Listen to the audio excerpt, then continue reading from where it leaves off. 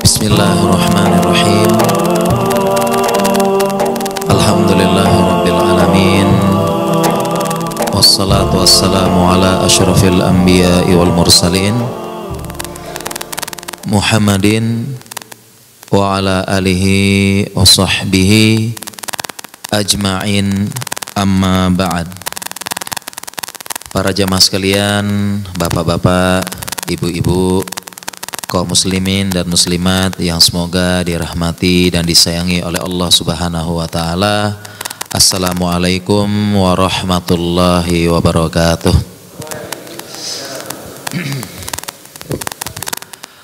Alhamdulillah, segala puja dan puji kepada Allah. Salawat dan salam kepada suri teladan kita Nabi Muhammad sallallahu alaihi wasallam. Baik bapak-bapak, ibu-ibu, para pemuda juga nih ada nih, saya izin menyampaikan pada kesempatan pagi hari yang penuh berkah ini di tempat yang Masya Allah indah ya. Bagi orang kota seperti kita ini tempat yang luar biasa, manzurun jamil Masya Allah ya. Kita akan bincang-bincang atau ngobrol-ngobrol, atau nanti bisa Bapak Ibu sekalian mau tanya tentang kesehatan boleh insyaallah. Ya, karena alhamdulillah ya saya dokter dan spesialisasinya di bidang laboratorium. Nah, jadi kalau mau nanya kolesterol, asam urat, yang lain-lain itu nanti silahkan ditanyakan ya. Dan insya Allah pagi hari ini kita bahas tentang kesehatan Islam. Bahas tentang kesehatan Islam. Okay? Ya alhamdulillah agama kita ini, agama Islam ini agama yang sangat perhatian terhadap kesehatan dan kebersihan. Masya Allah. Jadi kita bersyukur sekali kita beragama Islam, agama sempurna dan disempurnakan. Al-yawma akmaltu lakum dinakum wa atmamtu alaikum ni'mati wa raditu lakumul Islam madina. Agama yang telah disempurnakan oleh Allah Subhanahu wa taala dan sangat perhatian terhadap kesehatan. Kalau kita bicara tentang hadis-hadis nas kesehatan itu sangat banyak. Kita bacakan satu aja. Nabi sallallahu alaihi wasallam bersabda, al-mu'minul qawiyyu khairun wa ahabbu ilallah minal mu'minid dhaif. Jadi mukmin yang kuat ya, mukmin yang kuat. Bismillah ya. Jadi mukmin yang kuat itu lebih baik dan lebih Allah cintai nggih. Matur nuwun nggih, Pak. Shukran. Mukmin yang kuat dan ya mukmin yang kuat lebih baik dan lebih Allah cintai. Nah, ini lebih Allah cintai daripada mukmin yang lemah. Nah, para ulama kita menjelaskan maksudnya qawi di situ. Pertama, qawiyul iman, iman yang kuat. Ini jelas nggih, insyaallah pasti Allah suka orang beriman. Yang kedua, mukmin qawiyul badan, badan yang kuat, Masya Allah. Badan yang kuat, yang sehat, lebih Allah cintai. Mengapa demikian para jamaah sekalian? Karena ya pertama kalau sehat maksimal dalam melakukan berbagai macam aktivitas, dan yang tidak kalah pentingnya ternyata beberapa ibadah itu perlu badan yang sehat, tidak hanya sehat tetapi aktivitas yang kuat.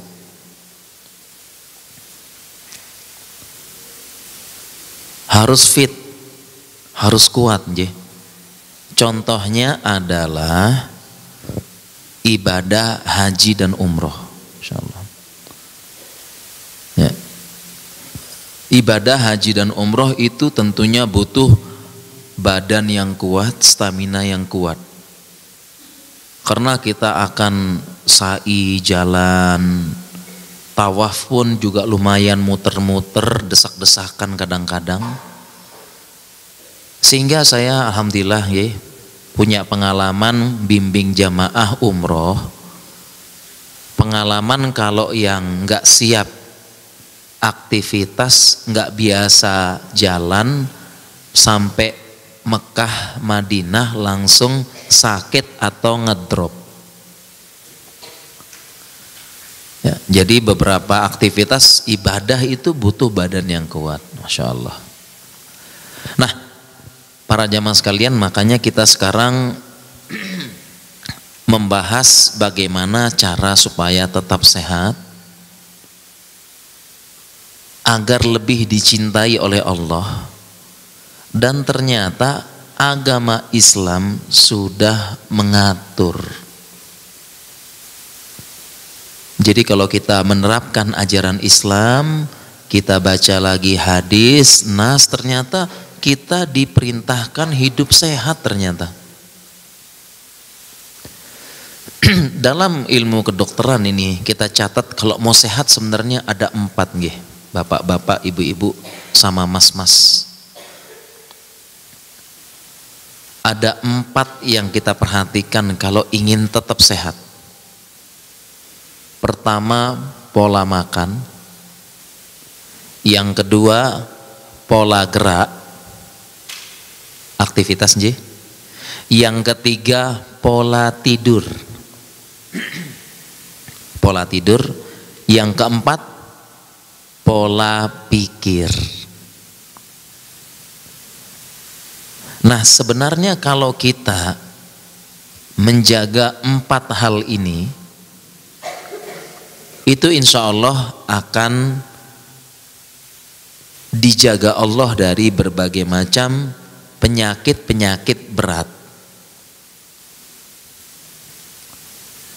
Kita ulangi, pola makan, pola gerak, aktivitas, pola tidur, dan pola pikir. Dan alhamdulillah ternyata dalam agama Islam dasar-dasar supaya kita bisa sehat dengan 4 hal ini ada semua dalam agama Islam ada. Jadi ternyata agama Islam sudah menjelaskan dasar-dasar 4 ini. Yang kalau kita lakukan, insya Allah sehat. Insya Allah kita sehat. Jadi ibaratnya kita umat Islam sendiri yang banyak melanggar. Mungkin kita kurang baca hadis yang menjelaskan tentang prinsip pola tidur yang sehat. Demikian juga kita kurang baca bagaimana pola makan yang benar dalam Islam. Ini dasar-dasarnya, prinsip-prinsipnya ada, dan insya Allah kalau kita lakukan semuanya, Allah akan menjaga kita dari penyakit-penyakit berat. Nek kalau sekedar batuk, pilek, gerges itu wajar ya, wajar biasa. Dokter juga sakit kok Bu. Nggih, benar. Dokter juga sakit. Ya. Tapi insya Allah dijaga dari penyakit-penyakit berat. Dan hadis-hadis, nas, ayat yang berbicara tentang 4 hal ini ada semua. Ada semua. Makanya kalau kita jalankan ajaran Islam ada. Jadi misalnya tadi kan pola makan, diatur pola makan yang benar. Pola gerak, aktivitas, olahraga ada dalam Islam. Pola tidur ada dalam Islam, pola pikir. Jadi ibaratnya umat Islam sekarang ini, Nah, ini banyak melanggar, okay? Nah, tugas kita untuk memberitahu. Ini contoh secara ringkas, okay? Kita cepat aja yang apa ya, overview gitu, okay? Jadi yang pertama, pola makan itu contoh, ini secara ringkas ya, nanti kita jelasin pelan-pelan. Contohnya misalnya pola makan itu kan Allah berfirman dalam Al-Quran, kulu washrobu wala tusrifu. Makan dan minumlah, jangan berlebihan. Nah, kira-kira jamaah kita ini melanggar apa enggak? Melanggar apa enggak nih jamaah nih? Melanggar apa enggak? Melanggar. Kita lanjut lagi nih. Yang kedua, pola gerak. Pola gerak ya. Pola gerak ya, contohnya ada hadis yang menjelaskan bahwasanya ada olahraga yang disunahkan, seperti berenang, yang disunahkan mempelajari dan mengajarkan, berenang, berkuda, memanah dan sebagainya. Dan ini maksudnya adalah supaya kita tetap gerak dan aktif. Nah, kira-kira sekarang kaum muslimin melanggar apa enggak kurang gerak? Nah, kalau kaum muslimin saya tanya ya, kalau di sini kan gerak terus nji. Nah, gerak terus insya Allah. Makanya nanti ini seloncatin yang ini. Tapi kalau kita di kota duduk terus, bangun tidur, pegang HP, rebahan, mandi, makan, duduk, naik motor ke kantor, duduk, sampai kantor, duduk, makan siang, duduk, ngantor lagi, pulang, duduk lagi. Nah, ini yang menyebabkan banyak penyakit orang kota. Melanggar enggak perintah Islam supaya olahraga? Bahkan ada olahraga yang dianjurkan. Langgar. Kita lanjut ya, pelan-pelan ya. Lanjut, pola tidur. Pola tidur ya. Pola tidur. Nah, kita ambil hadis dulu pembahasan. Nabi ada sahabat mengatakan bahwasanya Allah Subhanahu wa taala berfirman, wa ja'alna naumakum subata wa ja'alna laila libasa. Kami jadikan malam kalian itu istirahat, naum tidur istirahat, malam sebagai libas, sebagai selimutnya. Ini maksudnya agar malam itu kita istirahat dan jangan begadang. Nah, kira-kira kita melanggar apa enggak nih? Melanggar apa enggak? Sering begadang apa enggak? Nah, seperti itu. Kemudian selanjutnya yang keempat apa nih jamaah nih yang keempat? Tadi kan udah pola makan, pola gerak, pola tidur, yang terakhir apa? Pola pikir. Jadi pola pikir itu contohnya stres dan depresi. Kira-kira kita melanggar enggak nih banyak pikiran? Melanggar apa enggak nih? Banyak pikiran, banyak pinginnya, banyak maunya, pengen cepet, pengen instan. Melanggar enggak kita? Nah, jadi sebenarnya dalam ilmu kesehatan kalau pengen jaga kesehatan 4 ini. Pola makan, pola gerak, pola tidur, pola pikir. 4 ini aja cukup. Dan ini semua ada dalam ajaran Islam gitu loh. Kalau kita laksanakan insya Allah nggak kena penyakit-penyakit berat insya Allah, dengan izin Allah. Tapi kita banyak melanggar. Banyak melanggar kita. Makanya Nabi SAW, sebagian ulama menyebutkan selama diutus menjadi Nabi, bahkan seumur hidup katanya sakit hanya 2 kali Nabi. sakit. Yang pertama jelas sakit yang mengantarkan kematian beliau. Ya, ini. Ya, kemudian yang kedua sakit ketika hijrah ke Madinah. Ya, kaget dengan cuacana Madinah. Semua sahabat sakit saat itu. Dari Mekah hijrah ke Madinah kaget. Cuaca Madinah berbeda dengan cuaca di Mekah. Nah, jadi beliau seperti itu. Kalau kita kan sudah berapa kali macam-macam sakit kita, Pak. Nah, kita makanya berusaha 4 ini. Ya, 4 ini. Ya. Kita bahas dulu pelan-pelan, Kira-kira mana yang duluan nih? Pola makan, pola tidur, pola gerak, pola tidur, pola pikir. Nah, kira-kira yang mana duluan mau dibahas nih? Pola makan. Kalau pola gerak enggak? Pola gerak enggak. Di sini sudah gerak semua nih. Enggak nih. Pola gerak, skip. Mana yang mau nih? Pola makan, pola tidur, pola pikir nih. Mana kita mulai duluan nih? Nanti kita bahas secara ada nasnya, kita bahas juga secara kedokterannya nanti. Mana yang mau dipilih jamaah? Karena saya sampai jam 7 ternyata jamaah nih. Nggak bisa lama-lama, konsultasinya juga nggak bisa lama-lama ntar ya. Pertanyaan. Mau pilih yang mana nih? Makan, tidur, pola pikir. Kok banyak yang pola pikir nih, waduh. Insya Allah. Saya jadi ingat ya, pernah baca yang bikin sakit itu karena ada beberapa pola. Pola makan, salah pola. Pertama salah pola makan, salah pola tidur, kemudian salah pola gerak, dan yang terakhir kakean pola. Nah itu terakhir ya. Pantesan ini jadi apa?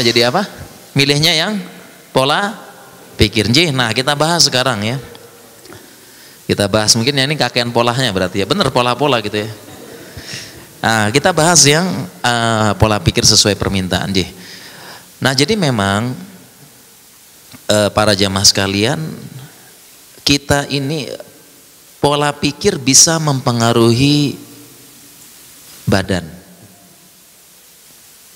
Jadi orang yang stres, depresi itu bisa menyebabkan penyakit pada badan. Bisa menyebabkan. Makanya masuk dalam 4 pola hidup tadi. Dan penyakit pola pikir ini terutama cemas dan depresi semakin menjadi-jadi di zaman kita ini. Di zaman kita. Kita berada di zaman yang dimana Allah berfirman dalam Al-Quran, wa kanal insanu ajula.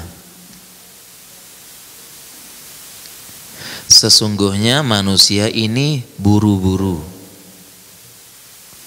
Ajul, manusia apa? Terburu-buru. Nah, di zaman kita ini, di zaman yang pengen serba terburu-buru dan serba instan kita sekarang. Ini yang menyebabkan pola pikir, stres, depresi semakin meningkat di zaman kita ini. Karena muncul pengen instan, pengen menunai hasil, terburu-buru. Ayatnya sudah ada tadi, cuma semakin menjadi-jadi di zaman kita.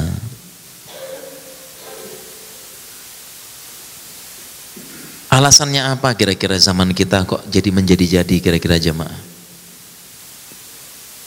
Dan memang diakui teman-teman yang bekerja di bidang psikologi dan psikiater, di zaman kita makin banyak terus terang orang yang stres, depresi, dan berpengaruh terhadap badan kita. Nanti saya ceritain secara medisnya. Sebabnya apa dulu kita sekarang nih? Sebabnya karena yang kita pegang di depan kita ini jamaah. Sebabnya apa? Sebabnya? Ya, sebabnya adalah gadget dan HP sebabnya ini. Sebabnya.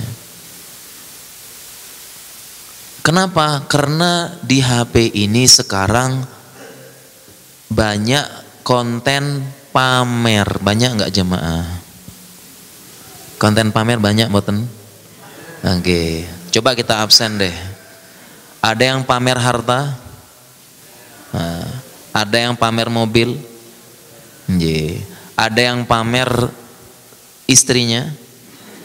Nah, ada yang pamer istri? Ada yang pamer jalan-jalan? Ya, sedang rekreasi jalan-jalan pamer. Ada yang pamer anaknya, pamer bayinya. Ada yang pamer pernikahannya.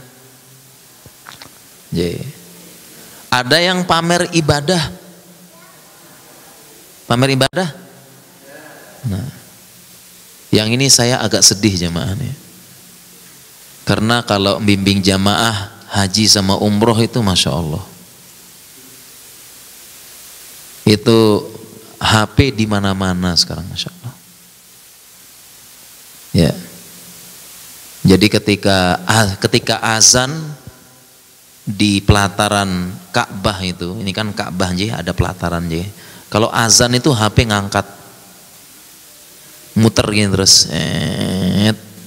Ternyata sedang live. Aku sedang di Mekah.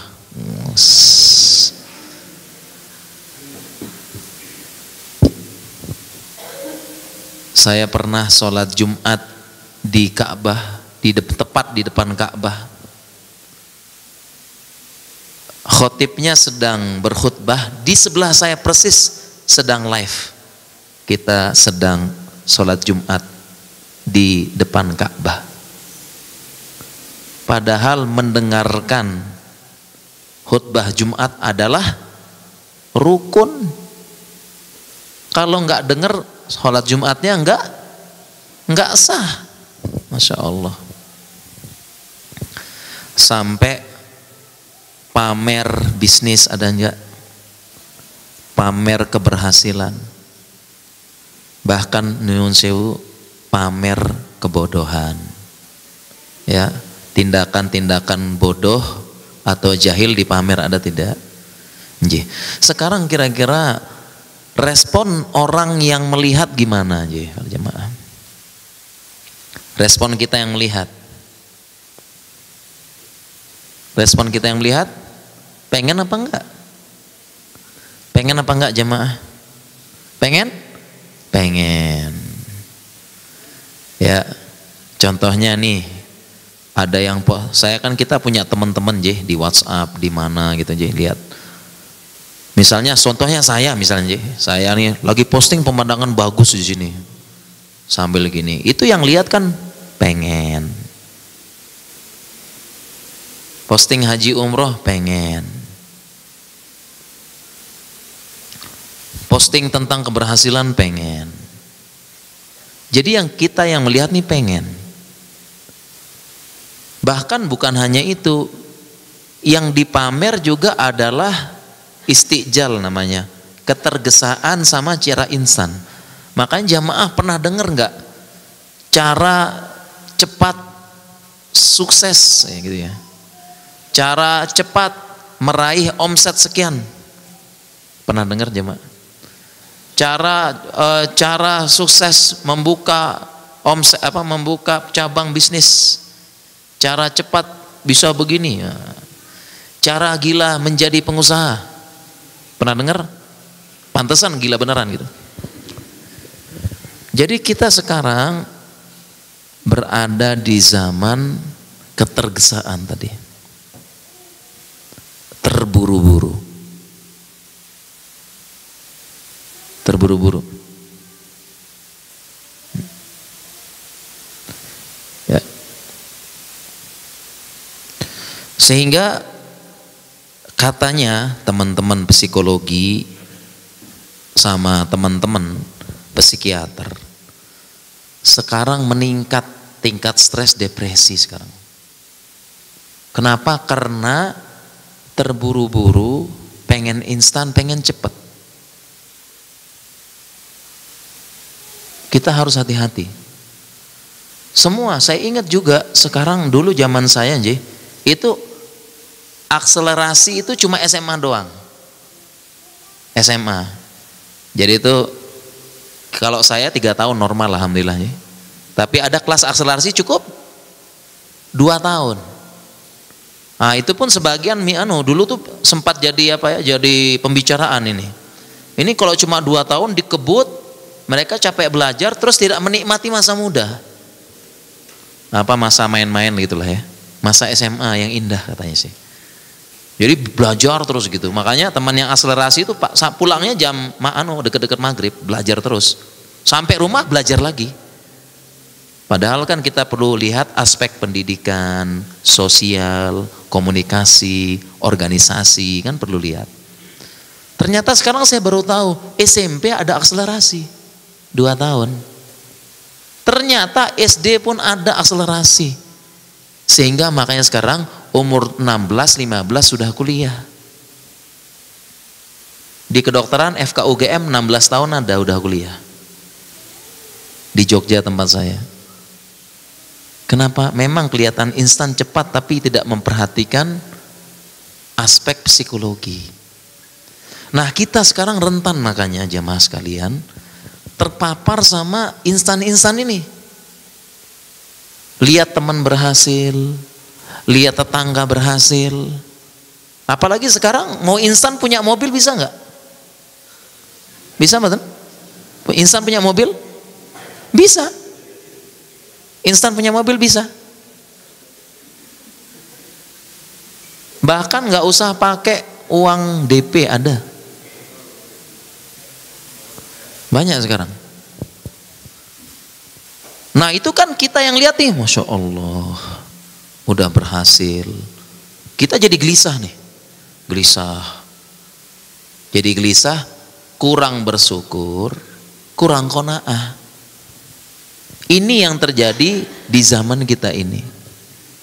Konten, jadi sama nih, ini perhatikan alur-alurnya sama. Kita lihat konten pamer, macam-macam nih. Kemudian setelah itu kita banding-bandingkan. Oh, tetangga ada mobil baru. Terus kita lihat kok kita belum ada apa-apa, banding-bandingkan. Habis banding-bandingkan apa? Kurang bersyukur, kurang qanaah, stres. Pengen seperti mereka. Akhirnya tadi, instan punya mobil gaya memang.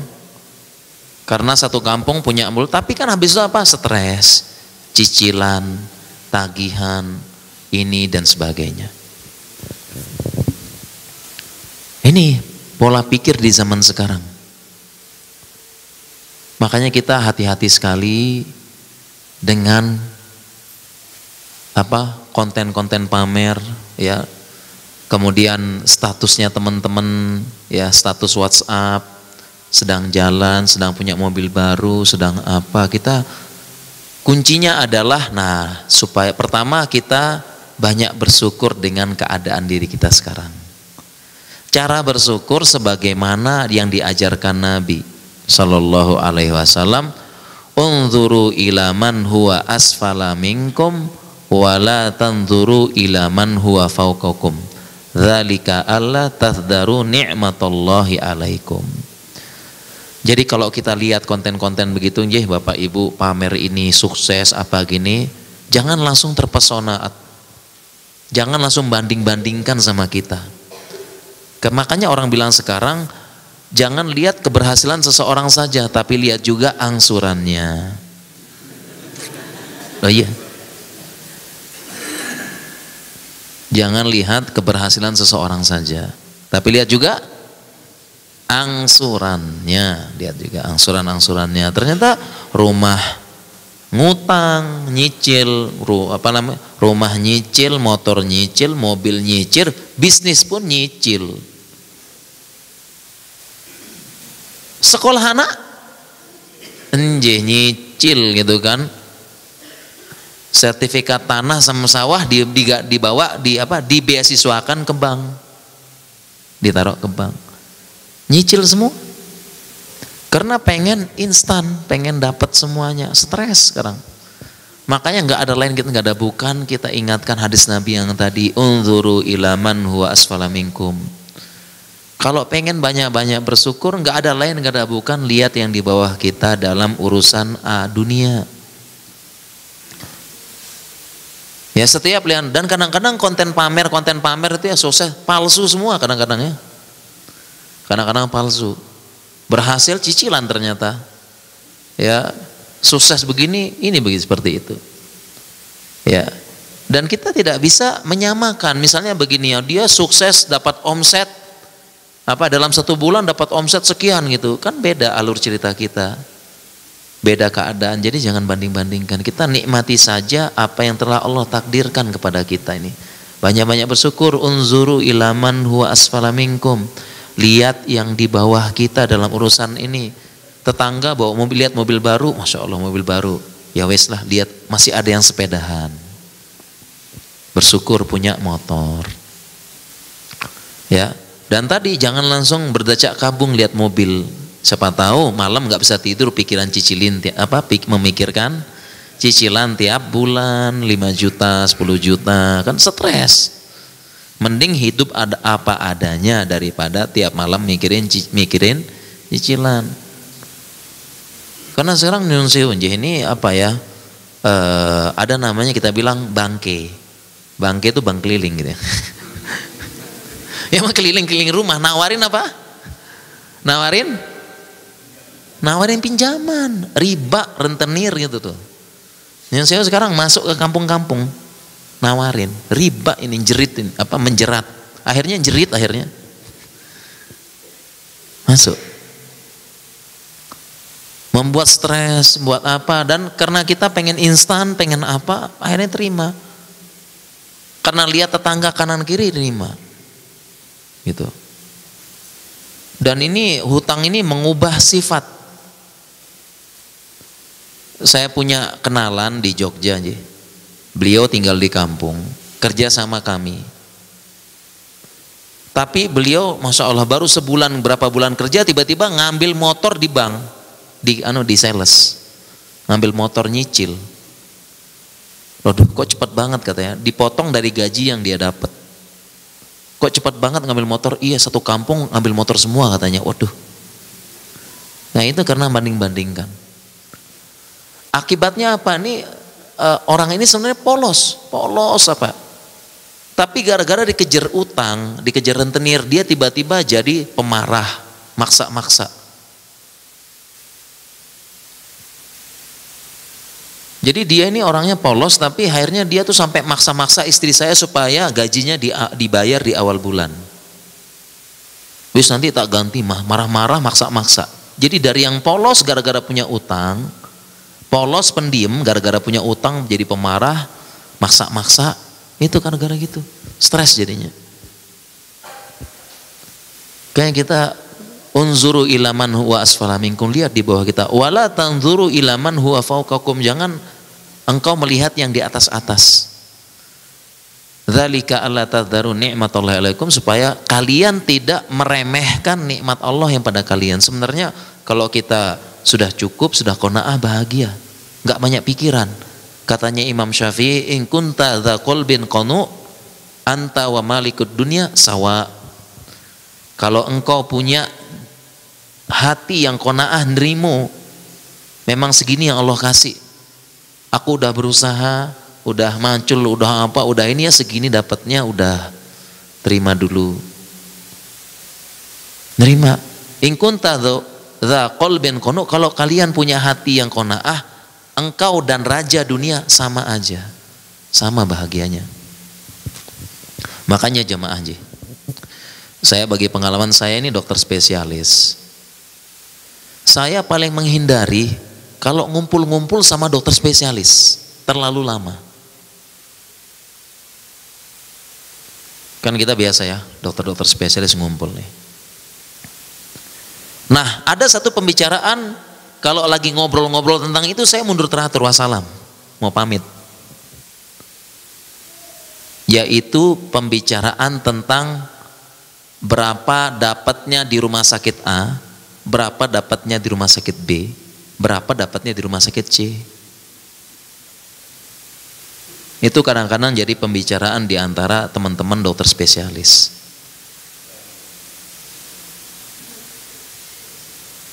Ini bukan 1-2 juta lagi kalau ngomong nih, puluhan sampai ratusan ngomongnya. Nah itu kalau sudah ngomong kayak begitu, nih ngumpul-ngumpul ya, kamu di sana berapa? Katanya, oh sekian. Nah kalau sudah ngomong-ngomong gitu, saya pamit dulu, saya pamit dulu sih, pulang. Kenapa? Kalau sudah begitu saya nanti jadi nggak qanaah dengan apa yang saya dapatkan sekarang. Dengan penghasilan sebagai dokter spesialis, saya udah sangat bersyukur sekarang. Wis, nggak ada lagi nih pusingkan, nggak ada lagi Pak, banyak ibadah sama syukur aja lah.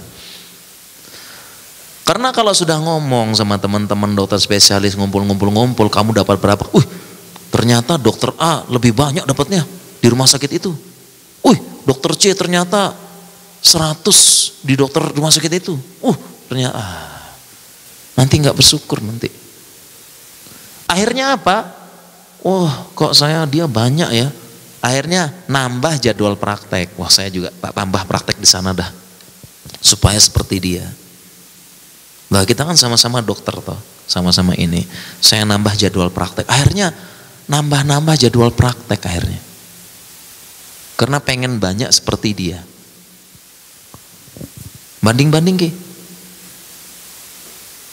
Saya langsung salam saya. Nambah jadwal pasti. Nambah jadwal praktek. Makanya teman-teman saya bahkan ada yang karena saking sering-sering bandingkan begitu, kehidupannya praktek semuanya. Pagi-pagi praktek di rumah. Ada tidak?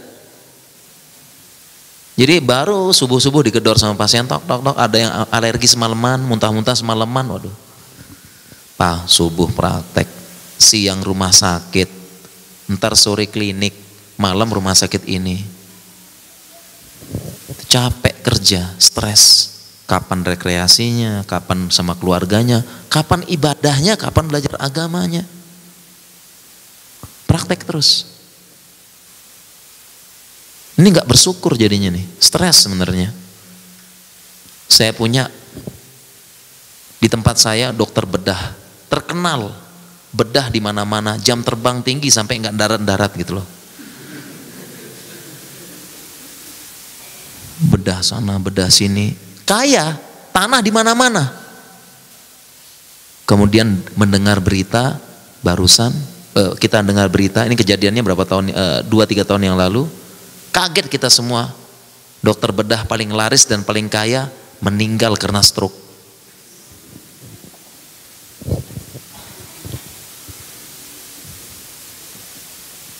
Kenapa?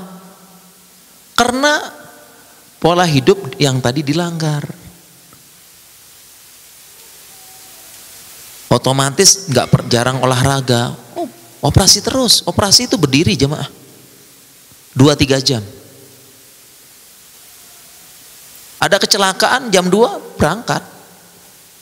Loh, yang operasi siapa? Kurang tidur, pola tidur. Setelah itu makan gak teratur, karena kalau capek itu kita makan aja deh. Kemudian habis itu gak sempat rekreasi, gak sempat apa, gak sempat ini, karena operasi terus, pola pikir. Udah 4 dilanggar, stroke, meninggal. Terus tanahnya yang banyak di mana-mana di kota saya itu, yang kepake cuma berapa? Yang kepake cuma 3 kali 2 meter yang kepake. Buat apa? Kubur, Masya Allah. Kubur. Kejadian nyata ini. Makanya saya, ya alhamdulillah teman-teman yang lain juga, sejak kejadian itu teman-teman kita di kota saya tuh gempar. Ini gempar soalnya, ini dokter bedah yang paling kaya, praktek di mana-mana, dihormati, disegani. Ya, memang kaya, tanah di mana banyak. Tiba-tiba kaget, wafat, meninggal mendadak, stroke. Ini alhamdulillah ada hikmah bagi kita supaya ya udahlah, jadwal dikurangin sedikit. Udah cukup dapat banyak, udah cukup uang itu loh, kok ditambah-tambah terus gitu loh.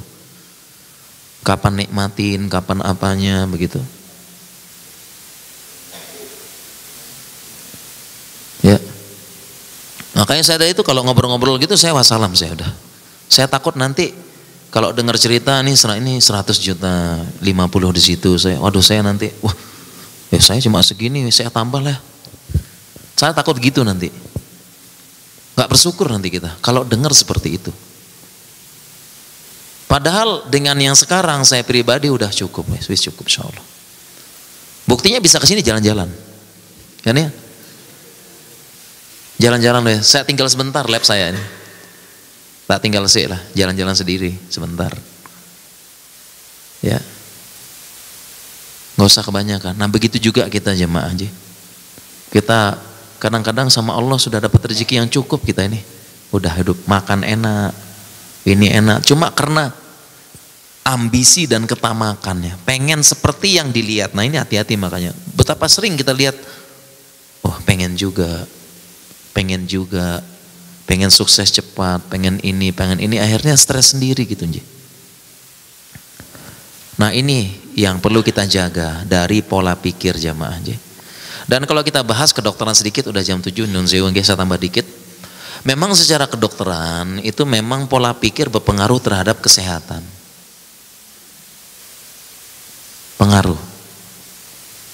Pengaruh dalam banyak hal. Pertama, karena kalau kita stres sama depresi, kalau kita stres gitu, ada namanya hormon adrenalin namanya. Jamaah pernah dengar betul?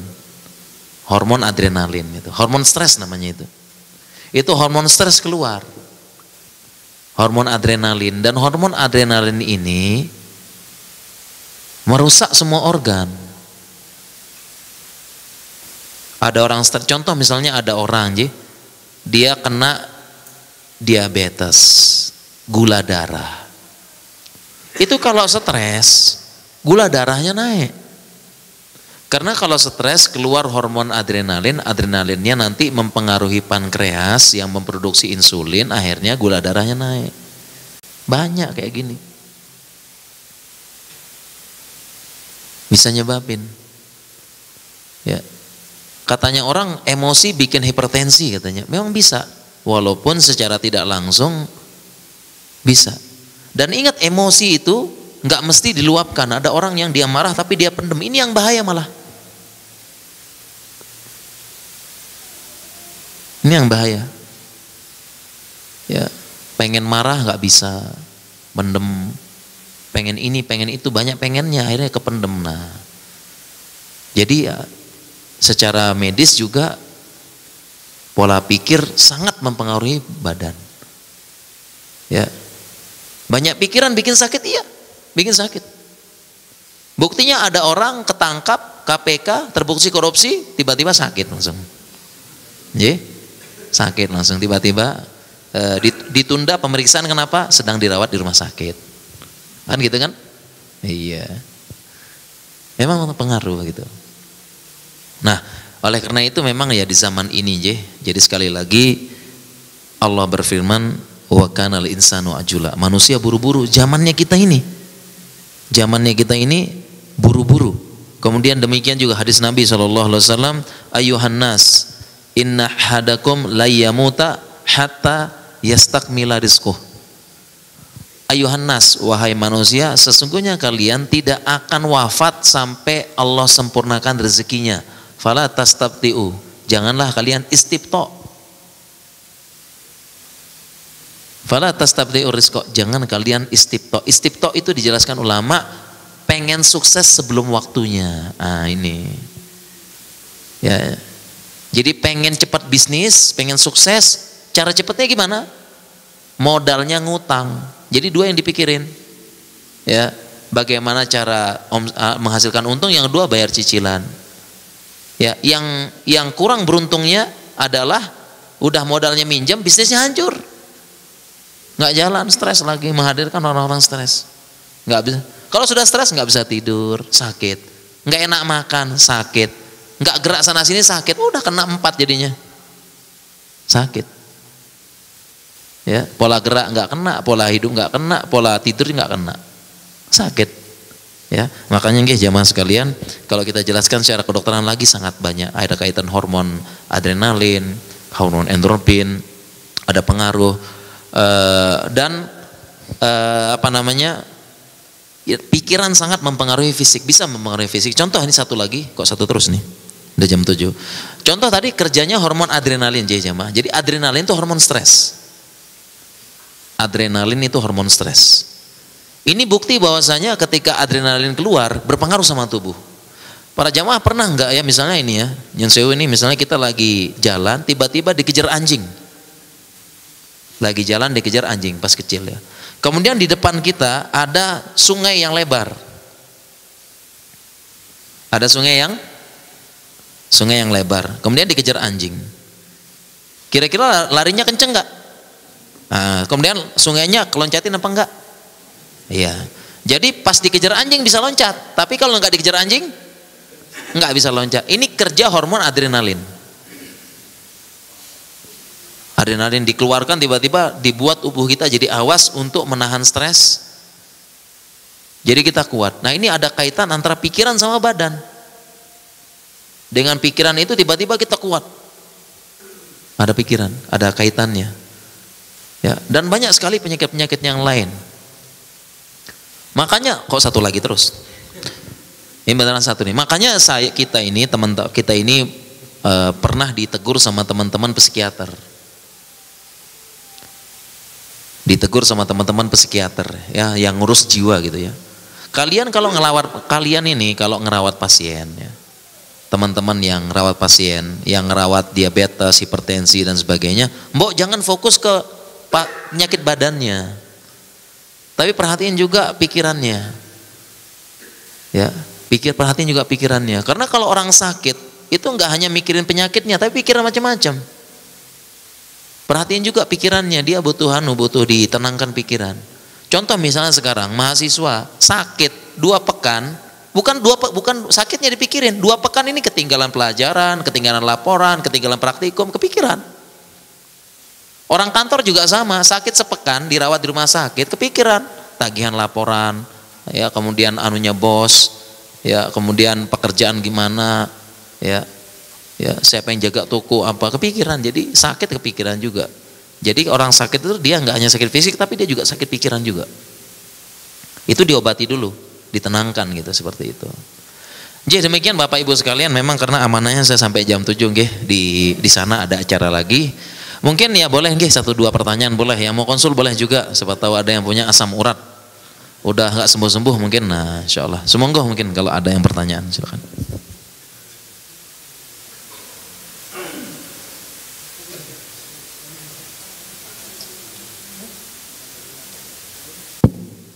Atau sudah ditutup nih?